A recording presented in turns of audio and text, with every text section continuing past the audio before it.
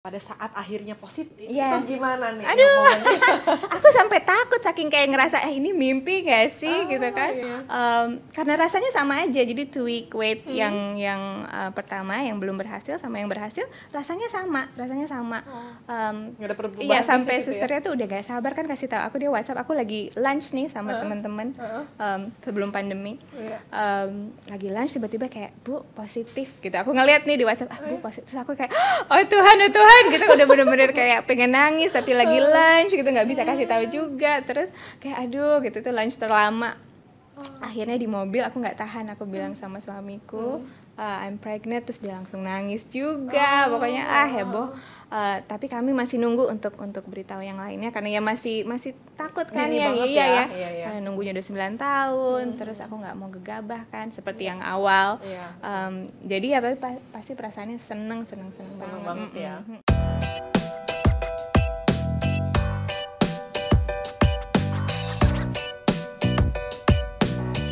Halo ibu dan ayah dan semua yang lagi menyaksikan video ini. Selamat datang di Alo Talks, sebuah podcast dari Alo Dokter yang akan membahas seputar informasi kesehatan langsung bersama para ahlinya. Yang pastinya berguna banget nih buat ibu dan ayah. Nah, tema Alo Talks kali ini adalah penantian panjang berbuah hasil melalui program bayi tabung. Dari judulnya aja udah kebayang dong ya apa aja yang bakal dibahas nanti. Ya, di kesempatan ini kita akan ngobrol-ngobrol nih sama seseorang yang udah berhasil menjalani program bayi tabung setelah penantian panjang selama 9 tahun menunggu hadirnya sang buah hati. Wah, sebagai orang yang ngikutin kisahnya dari dulu nih, dari mulai nikah dan juga sampai sekarang udah punya buah hati ya, saya tuh juga ikut ngerasa terharu dan bahagia banget dengernya. Pokoknya udah gak sabar deh ya, saya mau nanya dan juga dengar cerita lengkapnya dari beliau. Kita sapa langsung aja kali ya. Udah ada Ibu Rianti Cartwright bersama kita di sini. Halo Bu Rianti, apa kabar nih? Hai Mbak Febri, apa kabar? Aku baik, thank you. Lagi sibuk apa nih sekarang? Aku baru keluar kandang nih setelah 2 tahun di rumah aja. Baru mulai syuting lagi. Sebelumnya bener-bener full di rumah. Di rumah yang ngurus buah hati tercinta, Ya, Kara Rose ya? Kara Rose. Udah bisa ngapain aja sekarang? Aduh, dia udah ceriwis banget, udah mulai ngobrol, lagi aktif banget nih mamanya yang capek ngejar-ngejar. Bener-bener 2 tahun lagi. Aduh, ya you know, Aktif-aktifnya. right? Iya. Nah, viewers semua, mungkin saya informasiin dulu nih ya buat yang belum tahu secara singkat nih. Bu Rianti dan suami beberapa waktu lalu tuh udah berhasil nih menjalani program bayi tabung, yaitu metode pembuahan sel telur oleh sperma yang dilakukan di cawan atau di tabung. Makanya dikenal dengan istilah bayi tabung. Di balik kesuksesan program bayi tabung sampai akhirnya Bu Rianti dan suami tuh bisa ketemu sama Kara Rose, tentunya pasti ada perjuangan berliku-liku ya di baliknya. Selain prosesnya yang panjang dan ngabisin waktu, tenaga, biaya, pasti ada pengalaman lain yang gak terlupakan serta penting nih untuk di-share nih ya ke teman-teman calon ayah dan calon bunda pejuang garis 2 yang lagi nonton video ini sekarang. So, penasaran gak sih apa aja ya yang dialami Rianti selama menanti kehadiran buah hati sampai akhirnya berhasil program bayi tabung? Oke deh, gak perlu lama-lama lagi dan biar gak penasaran, simak terus ya obrolan saya dan Bu Rianti pada kali ini. Terus di sesi akhir nanti saya juga bakal bagiin satu informasi menarik yang sayang banget kalau dilewatin. Khususnya buat ibu dan ayah semua yang lagi mendambakan keturunan. So make sure ya untuk stay tune terus sampai selesai. Nah, Bu Rianti, boleh ceritain sedikit nggak nih ke viewers Alo Dokter yang mungkin ada nih yang belum tahu kalau ternyata dulu Bu Rianti dan suami sempat menjalani program bayi tabung dan juga berhasil gitu ya. Betul. Dulu itu apa sih yang alasan yang bikin Bu Rianti dan suami itu memilih program bayi tabung? Iya Mbak Febri, thank you questionnya. Jadi aku sama suami waktu itu sudah menikah selama 9 tahun. Sebetulnya tuh aku udah mau menjalani program bayi tabung itu dari tahun 2017. Nah, aku dikenalkan sama program bayi tabung ini sama teman aku namanya Tia Aristia, mungkin Mbak Febri kenal. Tapi waktu itu tahun 2018 aku dapat kerjaan sinetron, jadi akhirnya tertunda. Tapi akhirnya tahun 2019 aku memutuskan untuk stop semua pekerjaan dan langsung mencoba program bayi tabung. Mungkin yang jadi konsiderasi waktu itu kemudian usia aku juga kan waktu itu udah 37 tahun, jadi langsung kita coba bayi tabung. Langsung bayi tabung ya, jadi tidak sempat mencoba program-program lainnya langsung bayi ya, tabung ya? Iya, karena aku udah khusus cuti, jadi aku benar-benar menolak job selama setahun karena memang udah harus fokus ke program bayi tabung, karena aku sama suami juga sepakat udah waktunya lah ya, karena udah 9 tahun juga kan kita mencoba. Jadi langsung terus bayi tabung. Nah, menarik banget nih, 9 tahun. Yes. Dan kita hidup di Indonesia ya, di mana culture-nya itu pada kepo gitu kan, pada kayak ada nggak sih dulu tekanan sosial kayak kapan punya anak, ditanyain terus tiap lebaran atau tiap hari raya iya. Itu gimana? Untungnya sih ya, khususnya dari orang tua aku sih nggak ada, mereka sangat suportif dan paling kayak ya udah doa aja, jalanin aja, we support you either way. Untungnya mertua juga seperti itu, sangat suportif. Jadi dari keluarga inti sih nggak pernah ada, tapi ya biasa lah ya, kadang-kadang orang basa-basinya suka kayak gitu, kapan dong gitu kan, kayak apalagi ke Cas kan, ayo dong gitu, kapan nih gitu kan, terus dia kayak ya kapan gimana ya, ask God, like we don't know gitu kan. Tapi ya kadang aku pikir ya itu intentionnya juga sebetulnya positif, dan mungkin kadang orang nggak tahu aja kayak basa-basinya seperti apa, they're just being awkward, jadi ya udahlah, it's okay. Nah, jadi beberapa justru tekanannya datang dari pihak luar yang tidak terlalu dekat ya. Iya.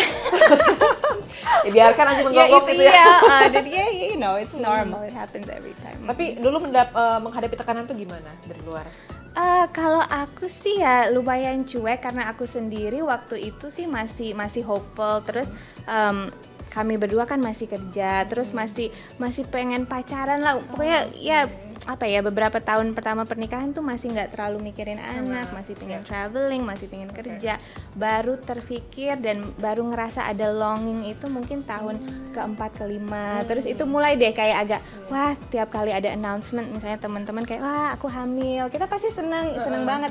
Tapi mulai ada kayak aku kapan ya gitu kan, longing itu. Jadi aku merasa tuh ada apa ya, I have so much love to give tapi nobody to give it to, you know, except my husband of course gitu. Tapi kan beda, you have a maternal instinct. Terus aku sama suami mulai kayak kayaknya you know, I think it would be so nice to have a child. Kapan ya mungkin kita harus mulai program apalah dulu gitu kan. Akhirnya kita dengar soal program bayi tabung dari Tia, terus tertarik. Tapi ya itu, aku dapat kerjaan sinetron waktu itu. Dan lucunya waktu aku menjalani sinetron ini ada 3 orang lawan main aku yang punya pengalaman dengan IVF. Jadi ada satu yang kakaknya menjalani program IVF dengan dokter Caroline juga. Dan kebetulan aku lagi cari dokter yang wanita, jadi aku bisa tanya-tanya kayak gini. Terus ada yang kenal sama Morula IVF, jadi punya banyak informasi tentang itu. Dan ketiga ada yang lagi menjalani program bayi tabung langsung di set. Jadi susternya datang nyuntik segala macam. Jadi aku bisa ngeliat secara langsung. Jadi aku bisa ada gambaran lah program bayi tabung itu seperti apa. Kurang lebih udah ada bayangan lah ya. Jadi so it was such a great coincidence sih buat aku.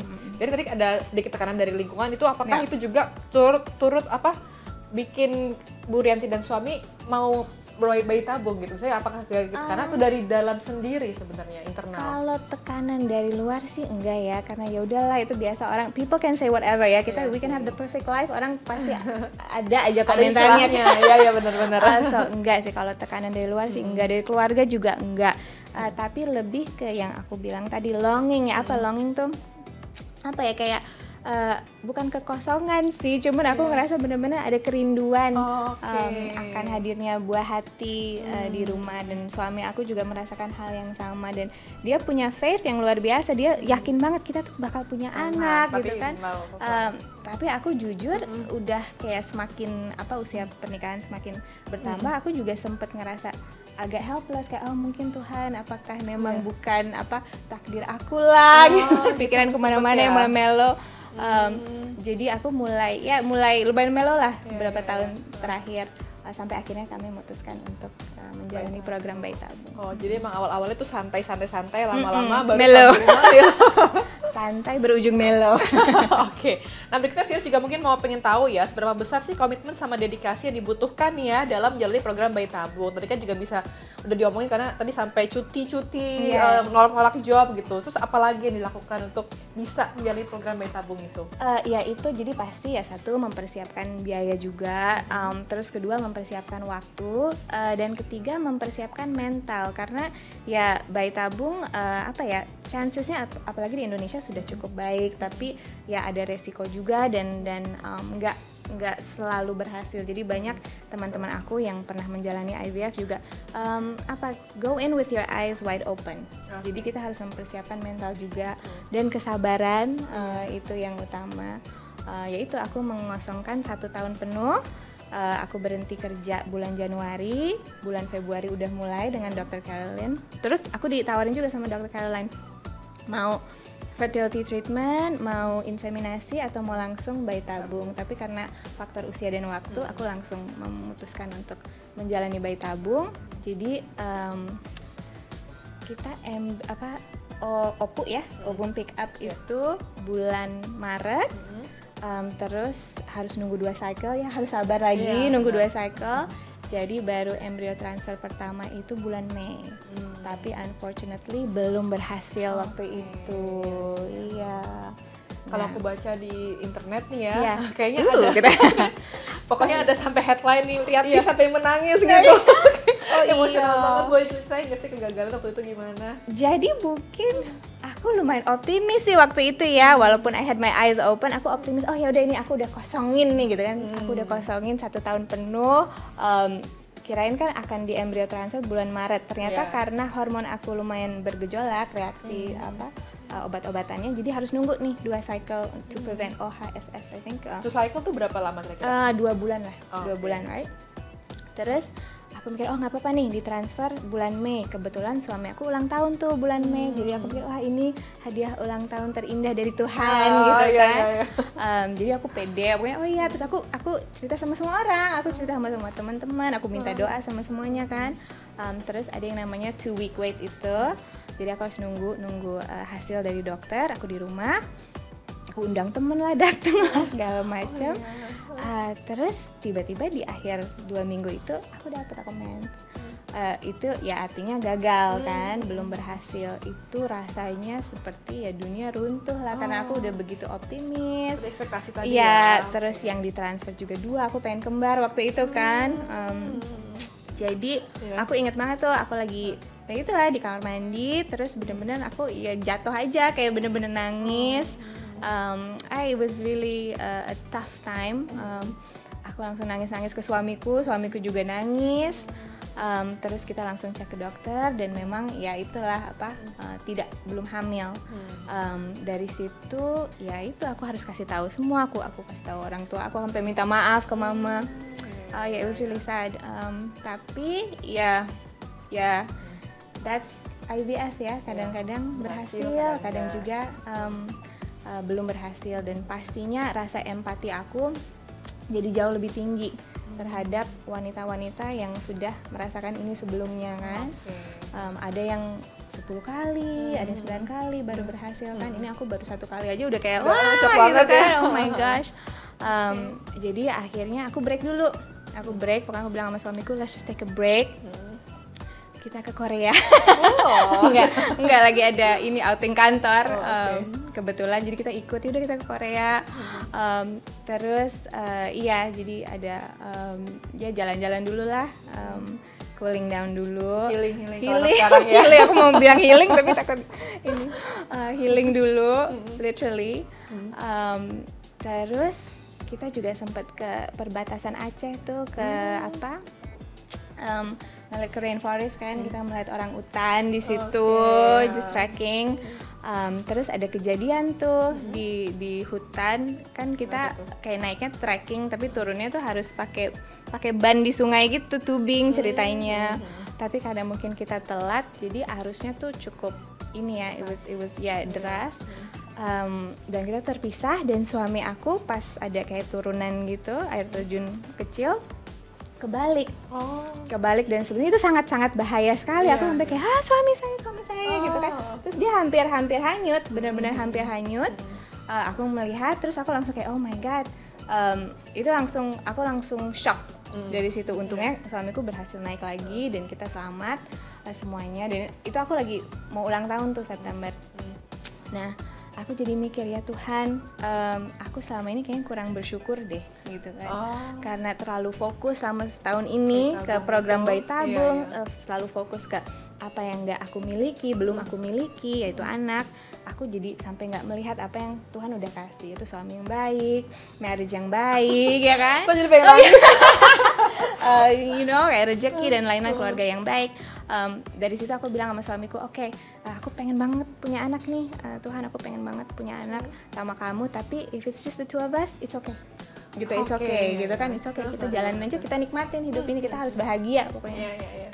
And suamiku bilang oke, gitu kan. Nah dari situ aku merasa ada shift gitu, jadi aku yang tadinya kayak sedih, mellow terus, jadi lebih kayak optimis. Oke, ya udahlah kita jalanin aja. Kita masih ada satu embrio yang belum ditransfer. Kalaupun itu juga belum berhasil, ya udah kita coba aja laparoskopi, terus program dari awal. Atau masih ada opsi adopsi, masih banyak lah adopsi kalau benar pengen punya anak ya. Akhirnya jadi kita jalanin yang embrio transfer kedua bulan November dengan optimis, tapi kayak ya udahlah jalanin aja. Let it flow gitu let it flow. Berhasil. Dan sekarang ada Carol. Kayaknya emang salah satu kesamaan yang aku lihat ya dari Bu Rianti sama yang lain, biasanya orang sudah berjuang lama, saat dia akhirnya sudah ya udah ikhlas, baru dikasih mungkin karena dia udah nggak stres lagi. Benar.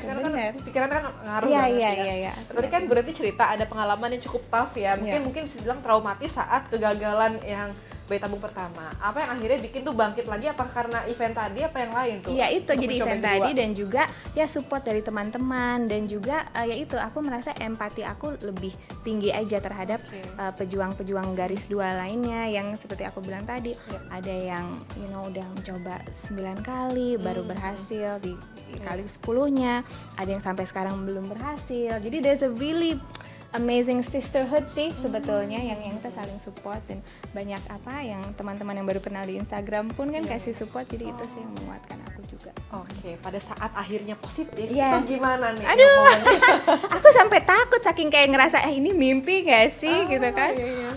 Karena rasanya sama aja, jadi 2 week wait yang pertama yang belum berhasil sama yang berhasil rasanya sama. Gak ada perubahan. Iya, sampai susternya tuh udah gak sabar kan kasih tahu aku, dia WhatsApp aku lagi lunch nih sama teman-teman sebelum pandemi. Lagi lunch tiba-tiba kayak, Bu, positif gitu. Aku ngeliat nih di WhatsApp, Bu, positif. Terus aku kayak, oh Tuhan gitu, udah bener-bener kayak pengen nangis, tapi lagi lunch gitu, nggak bisa kasih tahu juga. Terus kayak aduh gitu, tuh lunch terlama. Akhirnya di mobil aku nggak tahan, aku bilang sama suamiku, I'm pregnant, terus dia langsung nangis juga. Pokoknya heboh. Tapi kami masih nunggu untuk beritahu yang lainnya karena ya masih takut kan. Iya. Karena nunggunya udah 9 tahun, terus aku nggak mau gegabah kan seperti yang awal. Jadi ya pasti perasaannya seneng banget ya. Terus pandemi. Ya udah baik pandemi di rumah aja. Benar. Nah, apa saran Bu Rianti nih, kan dari sempat gagal, berhasil, saran Bu Rianti untuk semua pasangan di luar sana yang lagi menantikan kehadiran buah hati itu apa sarannya? Ya satu, ya kalau saran pertama sih aku merasa aku sama suami itu telat deteksi tantangan yang kita hadapin gitu. Jadi kita selalu bilang go with the flow aja, tapi I don't think you should go with the flow. I think kayak dari awal periksa aja, karena kalau bayi tabung kan opsi terakhir, tapi masih banyak loh opsi di luar sana. Kadang perubahan lifestyle aja tuh bisa pengaruh banget towards fertility gitu kan. Kadang nggak perlu sampai bayi tabung, cuman ada shift gitu, misalnya antioksidannya kurang atau apa gitu kan. Jadi dari awal langsung cek, jangan malu. Sebetulnya infertility itu sekarang tuh bukan hal yang memalukan, bukan hal yang rare. Ternyata banyak loh yang menghadapi ini gitu kan, karena banyak yang stres juga kan. Jadi itu satu. Terus kedua, kalau mau menjalani program bayi tabung, yaitu manage ekspektasi. Jadi kita harus hopeful tapi tahu juga ini nggak selalu berhasil loh. Terus kalau berhasil ya udah kita coba aja lagi gitu kan. Dan keep the faith aja sih. Percaya kalau misalnya udah dari Tuhan kita akan dikasih momongan, ya pasti akan dikasih. Jadi tetap berusaha, ikhtiar, tapi tetap doa dan pasrahkan berserah benar-benar. Wah, seru banget ya dengerin cerita Bu Rianti saat menjalani program bayi tabung. Jadi aku terharu, tadi mau nangis tuh nggak jadi bocor. Meski ada ups and downs-nya, tapi tetap ya, kalau emang udah waktunya tiba ya udah tibalah gitu ya. Bersyukur juga sekarang udah ada teknologi canggih yang bisa membantu para pasangan-pasangan untuk memiliki buah hati. Salah satunya melalui program bayi tabung. Nah, dari tadi kan Bu Rianti udah sempat mention ya beberapa kali tentang kalau di masa ups and downs dulu, dokter dan staf-staf dari Morula IVF Jakarta itu turut juga memberikan support gitu ya untuk Bu Rianti hingga akhirnya berhasil memiliki momongan yang cantik banget ya, Kara Rose ya. Ini Max ini kan ya? Iya. Nah, Bu Rianti juga sempat ajak teman-teman pejuang garis 2 untuk mempercayakan keluhan fertilitas dengan dokter ahli fertilitas serta klinik yang udah berpengalaman. Pas banget nih, udah hadir bersama kita kali ini seorang ahli fertilitas dari klinik yang berpengalaman, Dr. Reni Junita SPOG dari Morula IVF Margonda. Halo dokter, apa kabar nih? Alhamdulillah baik, senang banget nih bisa ketemu dengan Mbak Febri, Mbak Rianti, ngobrolin seputar bayi tabung. Nah ya dokter, kan tadi kita udah ngobrol-ngobrol ya sama Bu Rianti juga mengenai keberhasilannya melakukan program bayi tabung di klinik Morula IVF Jakarta. Nah kalau ngeliat dari pengalaman Bu Rianti yang menantikan hadirnya buah hati ya selama hampir 10 tahun, ditambah lagi tuh usia terus bertambah lebih dari 35 tahun gitu ya. Dari situ kan bisa ditarik kesimpulan nih, kalau program kehamilan melalui metode bayi tabung ini tuh bisa dijadikan pertimbangan gitu ya dok ya, dan pilihan yang tepat buat yang ingin memiliki buah hati, khususnya yang sudah menantikan cukup lama seperti Bu Rianti tadi ya. Nah dok, faktor usia itu sebenarnya mempengaruhi tingkat keberhasilan nggak sih dok untuk program bayi tabung ini? Wih, ini bagus banget nih bahasannya. Sangat mempengaruhi jawabannya Mbak. Jadi memang kalau misalnya kita tahu ya, untuk mendapatkan kesuksesan bayi tabung, yang nomor satu kita butuh yang namanya embrio yang baik dong. Iya. Nah, embrio yang baik didapatkan dari hasil pertemuan antara sel telur pada wanita dan sel sperma pada laki-laki. Nah, disinilah faktor usia sangat mempengaruhi. Sel telur amat dipengaruhi oleh usia wanita tentunya. Pada usia-usia di atas 35 tahun, biasanya kualitas sel telur tuh menurun. Gitu. Dan di bawah 35 tahun, umumnya jumlahnya masih banyak, kualitasnya juga masih oke banget. Sehingga dengan kualitas sel telur yang baik, ketemu dengan kualitas sel sperma yang baik, diharapkan mendapatkan embrio dengan kualitas yang excellent, yang good, yang akan sangat menjadikan poin penting tuh nomor satu, embrionya dapat yang baik. Jadi ngaruh banget dok ya. Nah tadi kan dokter bilang ada pengelompokan usia-usia tadi gitu ya. Itu kalau untuk perempuan bersama pasangannya tuh dianjurkan untuk merencanakan kehamilan di usia berapa gitu dok, yang pas banget nih. Terus apa aja keunggulan atau resikonya kalau menjalani kehamilan di ketiga pengelompokan usia tadi dokter udah sebutin? Oke. Jadi memang kita mengenal namanya infertilitas, ya. Kan kita nggak pernah tahu dong, kita nggak tahu ketemu jodoh kita di usia berapa. Betul. Jelas ya. Kalau yang muda ya alhamdulillah, tapi kan ada juga yang bertemu jodohnya di usia di atas 30 atau 35 tahun. Jadi kita menyebut yang pertama harus dikenal dengan namanya infertilitas primer. Ketika sudah menikah, kemudian ternyata dalam 1 tahun menikah tanpa kontrasepsi, hubungan secara teratur 2 hingga 3 kali dalam seminggu, belum hamil juga, itu udah tanda tanya tuh. Harus menjadi lampu merah. Kenapa ya kok belum berhasil juga nih hamil? Apa aja yang harus dilakukan? Segera konsultasikan ke dokter untuk mencari tahu nih permasalahan ada di mana. Apakah di pihak wanita, apa di pihak laki-laki, untuk menemukan, atau di keduanya, karena kan banyak juga yang bersinergis dua-duanya bermasalah. Kalau memang sudah mengalami pernikahan lebih setahun, ternyata belum, akan lebih baik segera program hamil. Karena apa? Karena usia-usia muda di bawah ya antara 25 ya, 20 hingga 30 tahun, ambillah di antara 25 hingga 35 tahun, itu ada golden period sekali tuh untuk terjadinya kehamilan. Kenapa? Sel telur masih oke, jumlahnya masih banyak, kemudian angka keberhasilan kehamilan pasti akan meningkat, kemudian juga angka kecacatan ya itu juga akan sangat menurun, jadi itu optimal sekali kalau saya. Nah beda banget ketika usia di atas 35 tahun, gitu. Kenapa? Karena 35 tahun jumlah satu juga semakin menurun, kualitas juga semakin menurun, angka kemungkinan keberhasilan implantasinya juga akan menurun, angka nanti ketika kehamilan, angka keguguran pun akan semakin meningkat, prematuritas meningkat, angka banyak ya, jadi permasalahan itu banyak karena usia juga sudah meningkat, angka dari kita nyebutnya kegagalan dari penyakitnya juga akan banyak menyertai kehamilannya, akan semakin beresiko tinggi dalam kehamilannya gitu, apalagi di atas 40 tahun.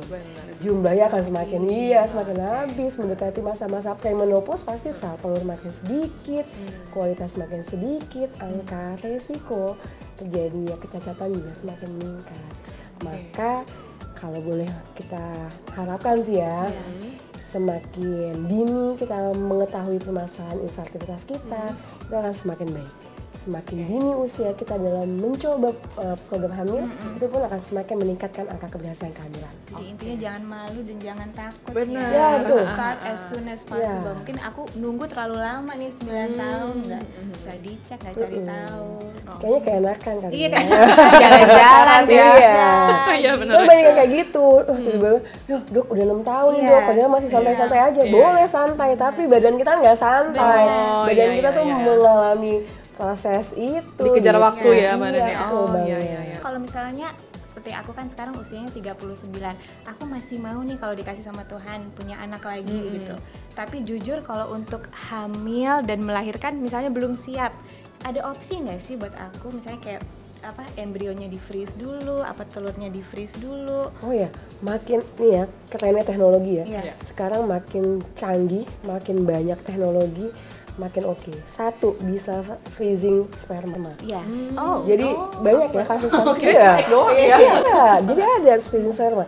Buat pasien-pasien, saya punya pasien dia pelayar. Susah nih ketemu ya. Akhirnya sama 9 tahun juga nih Mbak. Akhirnya kita punya ya udah karena dia susah kan, waktu subuh susah ditentukan. Ya udah freezing sperma silakan kalau berlayar. Akhirnya hamil dengan bayi tabung. Itu kita satu, teknologi freezing sperma. Yang kedua tadi freezing telur. Jangan nunggu dulu. Oh kita belum punya pasangan nih. Nah kita belum tahu. Tiba-tiba kita punya pasangan di usia yang sudah menginjak dewasa akhirnya telur habis. Jangan sampai. Jadi nggak apa, amankan dulu nih telurnya. Yang ketiga, memang yang paling baik adalah freezing embryo. Itu paling bagus. Kenapa? Karena kan kita nggak pernah tahu nanti setelah di freezing kan kita towing ya. Nanti kualitasnya itu seperti apa. Nah, paling bagus udah jadi embrio tuh Mbak. Jadi nggak masalah. Kapanpun mau ditransfer itu bisa. Ternyata ada satu pengalaman yang menarik nih. Di US dia itu sampai 24 tahun di freezing ya. Dan ditransfer hamil dong. Jadi usia embrionya sebetulnya 24 tahun. Tapi teknologi itu canggih banget ya. Kayak Kararus kan jadinya bulan Maret 2019, tapi baru ditransfer bulan November 2019. Jadi sebenarnya udah jadi dari Maret. Berarti usianya udah lebih panjang sebenarnya. Iya. Tapi di freeze. Sekarang aku lagi consider itu. Jadi freeze embrio lagi. Jadi kalau udah siap nih punya anak, ya mungkin kualitas embrionya lebih bagus dibandingkan mungkin nanti kalau usia aku 42, 43 tahun. Jadi selama telur itu masih ada, itu masih banyak banget peluang untuk terjadi kehamilan. Jangan nunggu satu semakin sedikit. Nah jadi dokter tadi kan sebenarnya banyak cara ya untuk tetap bisa terjadinya kehamilan walaupun usia sudah tua misalnya. Jadi ada frozen embryo, frozen sperma gitu kan segala macam. Nah tapi frozen egg dan lain-lain. Nah tapi ada nggak sih cara lain gitu ya selain apakah program bayi tabung itu merupakan satu-satunya program kehamilan untuk pasangan yang mau punya anak di range usia 30-40 tahun gitu dok? Oke, jadi sebenarnya program kehamilan sendiri nggak cuma bayi tabung ya. Ada yang namanya kita mengenal dengan induksi alami. Itu yang pertama ya kita membesarkan sel telur, kemudian menentukan kapan sel telur itu subur dan akhirnya dilakukan hubungan secara terjadwal. Atau kalau memang induksi alami belum bisa, naik namanya inseminasi intrauterin. Di situ adalah di washing spermanya, kemudian dibantu untuk dihantarkan ke dalam rahim. Dan yang ketiga adalah bayi tabung. Nah tapi kita berpikir dong, mana sih angka keberhasilan lebih naik nih dok dengan usia yang sudah 30-40 gitu. Nah tiap program hamil mempunyai tingkat keberhasilan beda-beda. Induksi alami hanya bisa 5-10% pada kondisi yang normal. Kalau usia makin meningkat, ya angkanya makin turun lagi. Nah pada yang instan gimana dok? Naik nih, bisa 10-15%. Tapi kembali pada usia yang masih muda. Kalau usia sudah meningkat seperti tadi, turun lagi ke angka keberhasilannya. Bayi tabung, nah ini nih supernya ya, bisa naik sampai 50%. Hebatnya. Jadi dari dari 10 Semua opsinya. Iya, dari 2 orang, 1 orang kemungkinan hamil bisa sangat naik lagi. Dan tapi kembali lagi ketika usia makin meningkat, angka bayi tabung pun bisa menurun. Seperti itu. Jadi pilihan kita kembalikan lagi kepada pasangan. Mau yang mana nih? Kalau misalnya kita mau insert boleh, silakan. Tapi angka keberhasilannya segini loh. Mau yang bayi tabung, ya yuk silakan. Dan angka keberhasilannya sangat meningkat loh. Jadi tergantung. Kadang kan ada yang pingin cepet, ada yang tar dulu deh dok. Kalau misalnya mau cepet, ayo kita lihat dong angka yang tinggi. Tertingginya. Ya seperti aku jelasin tadi kan kenapa aku milih langsung IVF, karena mengingat faktor usia dan juga waktu. Jadi aku juga dikasih opsi sebetulnya kayak fertility program, terus inseminasi, terus IVF. Ya aku sama suami udahlah langsung aja IVF. Yang high level yang paling tinggi keberhasilannya ya. Jadi tadi dokter udah mention kan ada banyak sebenarnya cara-caranya selain bayi tabung. Tapi kan yang paling tinggi tetap bayi tabung ya, karena kayak Kak Rianti bilang tadi ya. Tapi sebenarnya walaupun kita sudah bayi tabung gitu yang katanya paling tinggi keberhasilannya, tetap aja ada kemungkinan gagal. Kira-kira Kak Rianti kan pertama sempat gagal gitu ya pertama ya. Nah kira-kira dari dokter nih, kira-kira apa sih faktor-faktor yang bikin ada resiko kegagalan pada program bayi tabung gitu? Ini banyak banget nih ya, mungkin untuk ayah bunda yang sedang berjuang ya. Jadi angka keberhasilan bayi tabung tuh banyak banget faktornya. Nomor 1, usia wanita. Itu penting banget. Karena apa? Usia wanita yang tadi berkaitan dengan gimana kualitas sel telurnya. Setelah sel telurnya nanti berkaitan sama AMH, jumlah cadangan telurnya. Itu pun penting banget. Jadi usia ini sangat mempengaruhi. Di bawah 35 tahun angka kesuksesan bayi tabung akan sangat meningkat. Di atas 35 tahun dia akan menurun tuh. Karena berkaitan sama kualitas sel telur, cadangan sel telur. Ini penting banget. Karena apa kok berkaitan sih dok? Karena nanti kita berkaitan juga nih, seberapa banyak sih telur yang bisa dipetik. Semakin banyak, kita berharapkan dengan semakin banyaknya sel telur yang dipetik, semakin banyak yang ketemu dengan sperma yang baik, semakin banyak embrio yang bisa kita simpan ya Mbak Rianti ya. Semakin bagus kualitas dari sel embrionya. Kan tadi saya jelaskan di awal, embrio ini penting banget. Kalau kita dapet embrio dengan kualitas D5, excellent atau good, itu akan sangat meningkatkan angka keberhasilan bayi tabung. Jadi nomor 1 usia ibu, yang kedua juga cadangan sel telur berkaitan dengan AMH, kemudian yang ketiga lama infertilitas, itu juga penting tuh. Semakin cepat akan sangat meningkatkan angka keberhasilan, tapi semakin lama ini kan semakin jauh nih akan menurunkan. Juga penyebab infertilitasnya. Pasien-pasien dengan riwayat endometriosis, kista coklat, ini paling susah nih.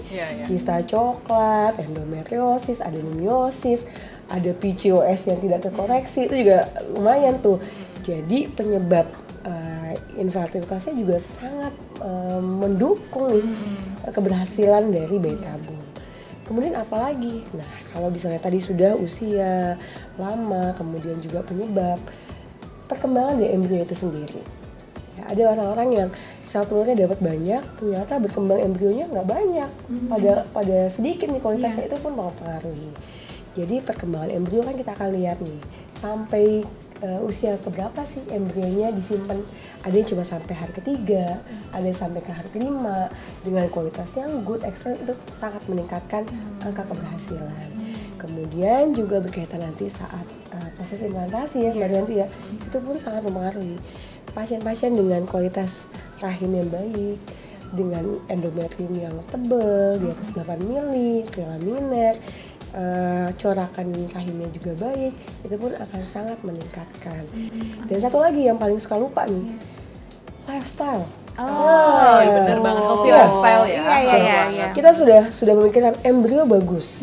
Tempat implantasi rahimnya udah dipersiapkan bagus. Trilaminer tebal, endometriumnya bagus, aliran darahnya bagus.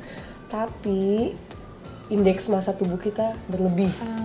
Kemudian ya kegemukan, misalnya obesitas, jarang olahraga, itu mempengaruhi banget.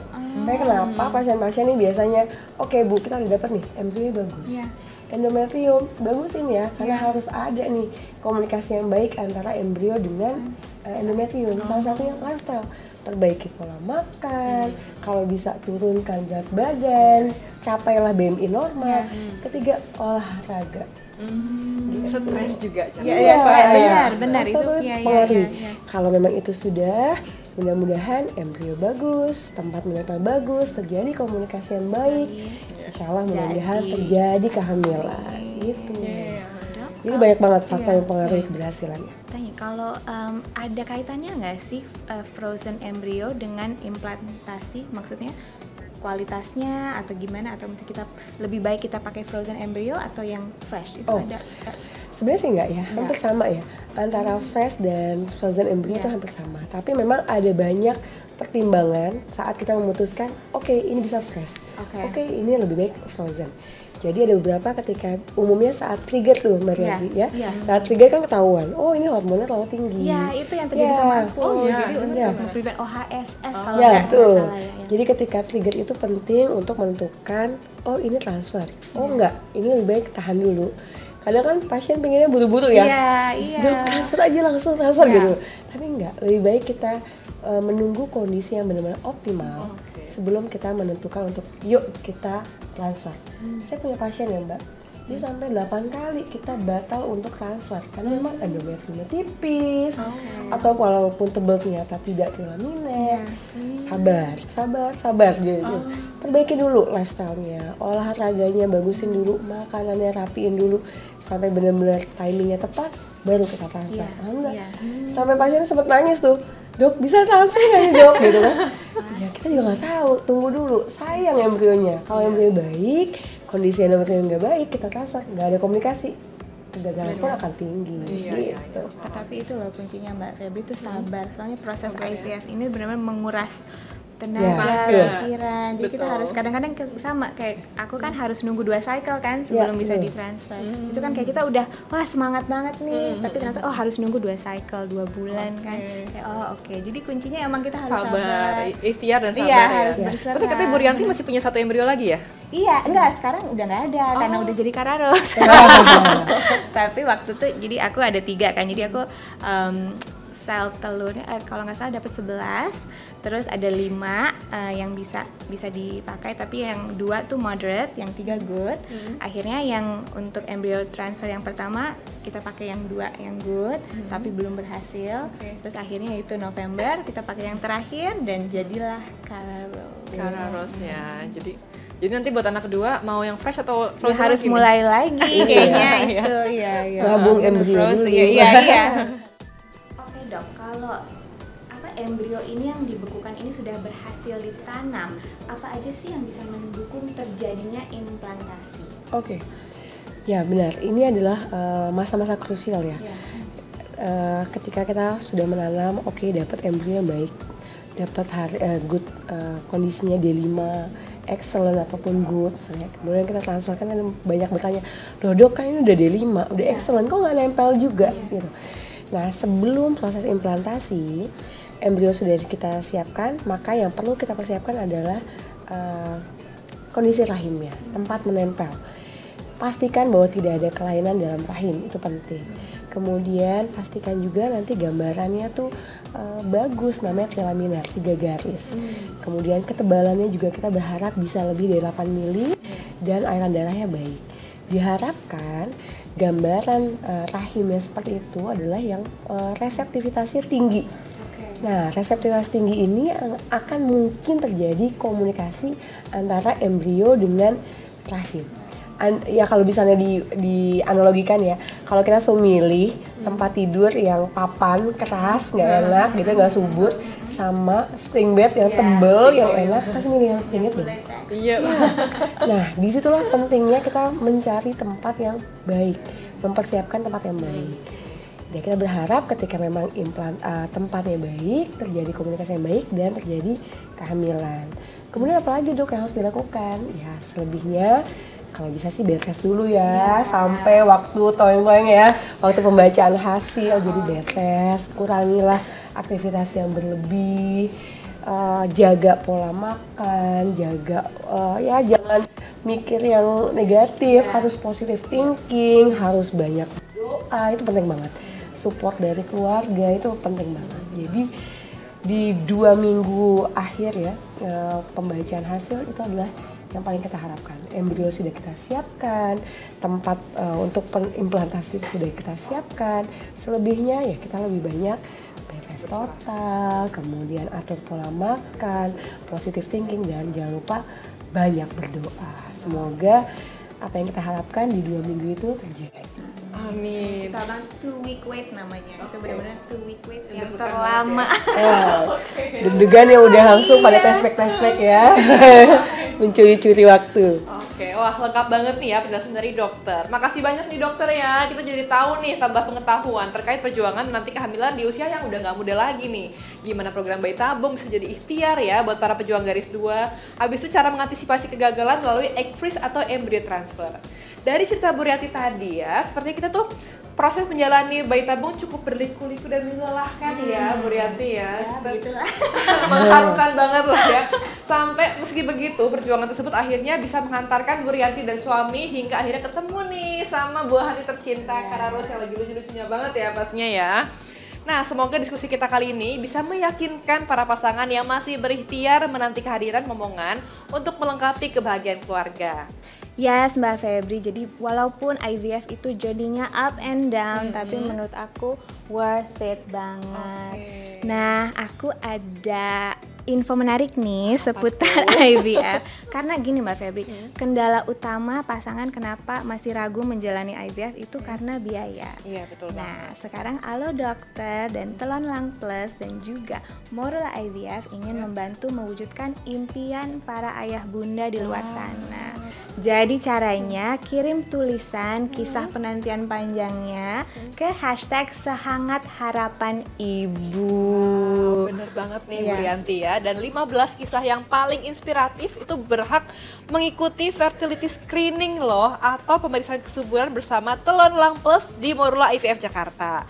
Nah, dari 15 finalis pasangan itu ya, 3 pasangan yang lolos seleksi itu akan dapetin nih kesempatan menjalani program bayi tabung bareng sama Telon Lang Plus ya di Morula IVF Jakarta, beserta pendampingan dan juga layanan konsultasi khusus dari Morula IVF Jakarta.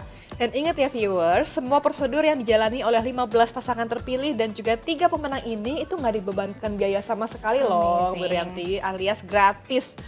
Ini persembahan dari Alo Dokter, Telon Lang Plus dan juga Morula IVF Jakarta. Betul banget, dan harus segera sebelum tanggal 31 Juli 2022.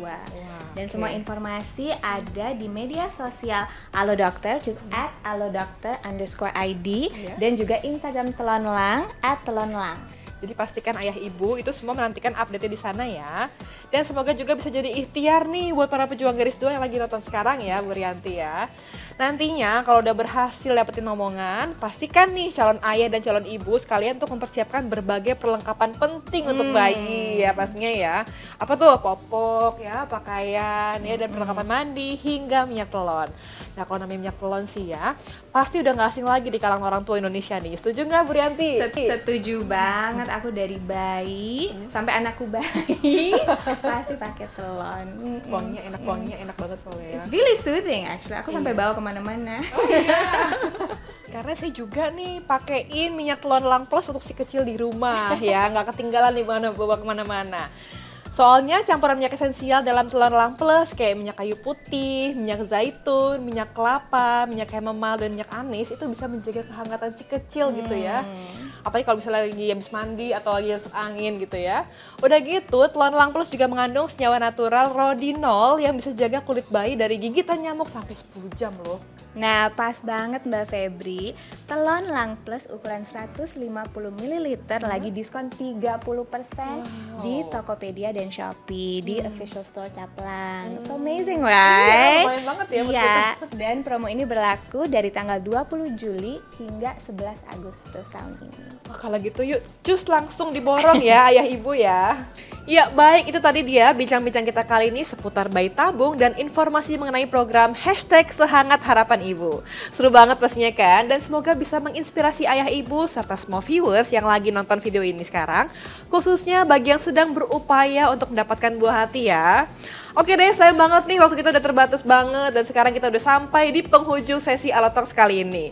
Sebelum kita tutup, Bu Rianti punya pesan-pesan gak nih ya? Dan kesimpulan untuk para penonton yang lagi nonton ya, udah setia mantengin Alo Talks kita pada kali ini. Kalau dari aku sih, yang pertama jangan malu untuk cari tahu keadaan kita. Jadi as early as possible find out masalahnya apa, kendalanya apa. Terus dua itu manage ekspektasi supaya tidak kecewa. Dan ketiga ya keep the faith aja sih, live a life of active surrender. Jadi kita berserah tapi terus aktif untuk mencoba. Nah, kalau dari Dokter Reni ada kesimpulan dan pesan apa sih yang mau disampaikan buat para pejuang garis 2, Dok? Ya, baik untuk ayah bunda pejuang garis 2, beberapa hal yang harus diingat. Yang pertama, tetap semangat. Fokus pada tujuan utama kita, jangan lihat kanan, jangan lihat kiri, karena tiap permasalahan pasangan itu berbeda-beda. Semakin cepat kita berupaya, maka kemungkinan besar semakin meningkatkan angka keberhasilan kehamilan. Dan kita harus mengetahui nih, mana sih program hamil yang paling tepat untuk kita jalani untuk mendapatkannya. Kalau memang masih bisa induksi alami, monggo silakan dilalui. Kalau memang harus dengan inseminasi, naiklah ke tangga inseminasi. Dan kalau memang ternyata harus masuk ke bayi tabung dan itu adalah pilihan yang terbaik untuk mendapatkan buah hati, maka jangan ragu untuk menapaki tangga bayi tabung untuk meningkatkan kemungkinan keberhasilannya. Tetap semangat ya ayah bunda. Oke, terima kasih banyak ya Bu Rianti dan juga Dokter Reni untuk saran-saran kesimpulannya ya buat para pejuang garis 2. Jadi ayah ibu tetap semangat ya dan terus berusaha untuk mendapatkan momongan, salah satunya dengan program bayi tabung. Oke deh, kalau gitu segitu dulu ya Alo Talks episode kali ini, yaitu penantian panjang berbuah hasil melalui program bayi tabung. Terima kasih banyak Bu Rianti udah sharing bersama kita pada hari ini, dan juga Dokter Reni Junita SPOG atas ilmunya hari ini. Semoga bermanfaat buat kita semua ya. Terima kasih udah menyaksikan podcast kita kali ini. Sampai jumpa lagi di Alo Talks episode berikutnya. Jangan lupa ya untuk like, share, comment, and subscribe channel YouTube Alo Dokter ya. Bye ayah dan ibu. Hidup sehat bersama Alo Dokter. Sampai jumpa.